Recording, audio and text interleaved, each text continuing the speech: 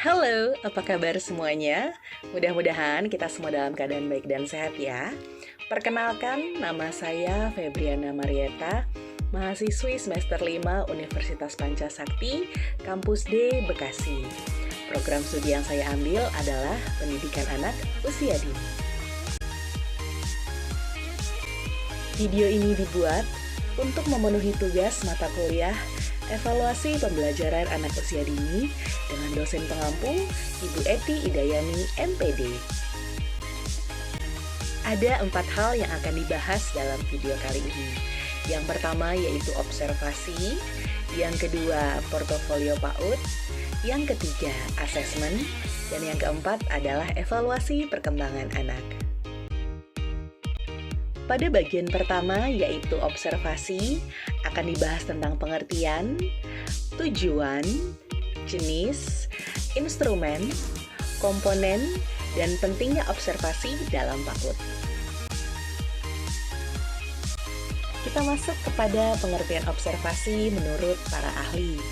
Menurut Sujana, observasi merupakan salah satu metode penelitian yang digunakan untuk mengukur segala tindakan objek yang sedang diamati. Menurut Nawawi dan Martini, observasi merupakan kegiatan mengamati sekaligus mencatat unsur-unsur yang muncul dalam objek penelitian. Pencatatan dilakukan secara urut dan disusun sistematis berdasarkan kaidah yang berlaku. Sedangkan menurut Carl Welk, observasi merupakan serangkaian proses pengamatan yang dilakukan dengan cara mencatat, memilih, serta menyusun hal-hal yang berkaitan dengan objek penelitian. Berikutnya, tujuan observasi. Observasi dilakukan dengan tujuan untuk memperoleh gambaran mengenai kehidupan sosial tertentu yang memang susah diketahui untuk menggunakan metode penelitian lainnya.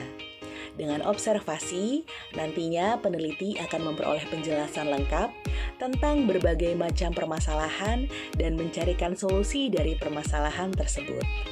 Observasi juga dapat dilakukan dengan tujuan untuk memperoleh data konkret dari sebuah objek atau tempat penelitian tertentu. Jenis observasi. Yang pertama, observasi partisipasi. Observasi partisipasi merupakan kegiatan observasi yang dilakukan dengan adanya pengamat yang terlibat secara langsung dan aktif dalam objek yang diteliti. Yang kedua yaitu observasi sistematik, di mana kegiatan observasi ini berkerangka atau telah ditentukan terlebih dahulu kerangka-kerangka dalam observasi. Sebelum memulai kegiatan observasi, biasanya terdapat beberapa faktor atau parameter yang akan diobservasi. Dan yang ketiga adalah observasi eksperimental. Observasi eksperimental merupakan observasi yang telah disiapkan secara matang untuk menguji atau meneliti objek-objek tertentu. Instrumen-instrumen pada observasi. Yang pertama yaitu checklist atau daftar yang berisi nama responden beserta hal-hal yang diamati. Kemudian ada rating scale, yaitu berfungsi untuk mencatat segala gejala yang ditimbulkan menurut tingkatannya. Selanjutnya ada anecdotal record, yaitu catatan-catatan yang ditulis oleh peneliti berkaitan dengan segala sesuatu yang ditunjukkan oleh objek penelitian. Dan yang terakhir ada mechanical device, yaitu alat yang digunakan untuk mengabadikan atau mendokumentasikan setiap peristiwa yang terjadi selama observasi. Selanjutnya yaitu proses observasi yang terbagi ke dalam 3 komponen. Yang pertama adalah pengamatan, yaitu kegiatan yang dilakukan oleh guru untuk mengumpulkan informasi mengenai peserta didik. Yang kedua yaitu pencatatan, merupakan proses perekaman dan pendokumentasian informasi yang diperoleh melalui pengamatan untuk selanjutnya disusun dan diorganisir sehingga menjadi data yang sangat berguna bagi kepentingan peserta didik. Yang ketiga yaitu interpretasi. merupakan proses merefleksikan apa yang menjadi arti dari pengamatan yang telah dilakukan dan didokumentasikan. Interpretasi biasa disebut sebagai kesimpulan yang diambil berdasarkan apa yang kita lihat dan apa yang kita dengar. Pentingnya observasi dalam PAUD. Kemampuan melakukan observasi merupakan modal dasar guru agar bisa memahami peserta didik. Kemampuan ini sangat penting untuk dikembangkan. Tidak hanya bermanfaat untuk memahami anak, tetapi juga untuk membuat perencanaan dengan lebih baik, serta berguna untuk mengevaluasi cara mengajar guru. Kita masuk pada bagian kedua mengenai portofolio PAUD. Yang akan dibahas adalah penilaian portofolio PAUD dan contoh portofolio PAUD. Penilaian portofolio PAUD. Penilaian portofolio PAUD adalah salah satu metode pendekatan yang digunakan untuk merekam berbagai unjuk kerja dan bukti nyata hasil belajar dan catatan anekdot anak usia dini. Semua data yang telah dikumpulkan guru selama mengamati anak, baik berupa checklist dan hasil karya anak, perlu dikumpulkan dalam satu berkas dalam wadah yang ditata rapi.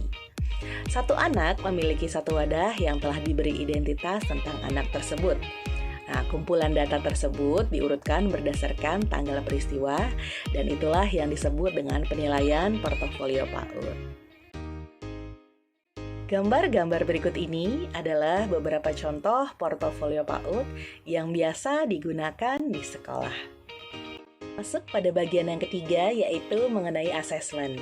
Yang akan dibahas adalah pengertian, tujuan, prinsip, komponen, dan prosedur asesmen. Pengertian asesmen menurut para ahli. Menurut Sunardi dan Sunario tahun 2006, asesmen adalah proses pengumpulan informasi yang relevan sebagai bahan untuk menentukan apa yang sesungguhnya dibutuhkan untuk kemudian menerapkan seluruh keputusan yang dibuat tersebut. Menurut Grace and Shore tahun 1991, asesmen adalah suatu proses pengamatan, pencatatan, dan pendokumentasian kinerja dan karya siswa, dan bagaimana ia melakukannya sebagai dasar pengambilan keputusan. Sedangkan menurut Jamaris tahun 2006, asesmen merupakan suatu proses kegiatan yang bertujuan untuk mengumpulkan data atau bukti tentang perkembangan dan hasil belajar yang berkaitan dengan perkembangan anak usia dini.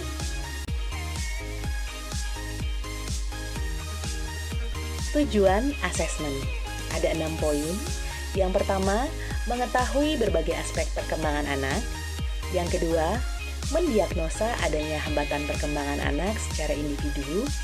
Yang ketiga, memberikan tempat dan program yang tepat untuk anak. Yang keempat, membuat perencanaan program. Yang kelima, mengidentifikasi dan memperbaiki masalah perkembangan pada anak. Dan yang keenam, untuk kajian penelitian. Prinsip-prinsip asesmen. Yang pertama ada holistik, yaitu penilaian mencakup segala aspek perkembangan, karena satu aspek perkembangan akan terkait dengan aspek perkembangan lainnya. Yang kedua yaitu otentik, artinya penilaian berdasarkan keaslian performer anak, baik dalam sikap, perilaku, dan hasil karyanya.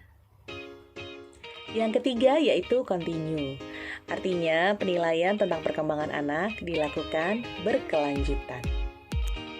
Yang kelima yaitu individual, artinya penilaian perkembangan yang dilakukan tersendiri sesuai pada perkembangan anak tersebut.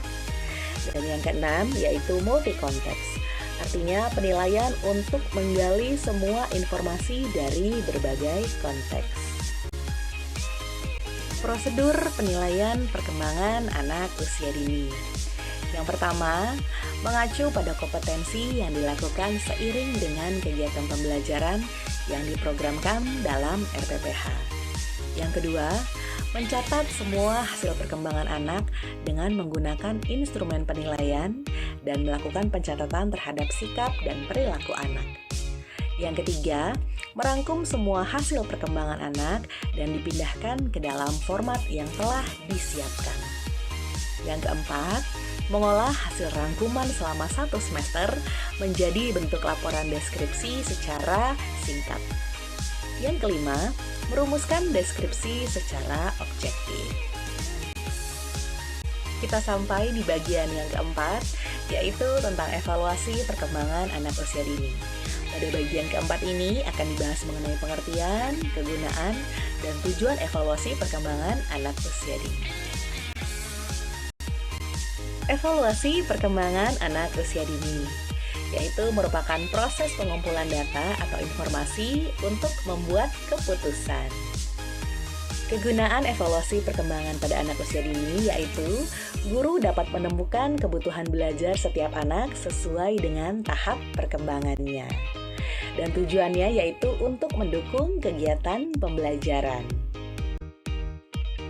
Demikianlah penjelasan tentang evaluasi pembelajaran pada anak usia dini. Semoga video ini berkenan dan bermanfaat. Terima kasih banyak dan salam sehat untuk kita semua.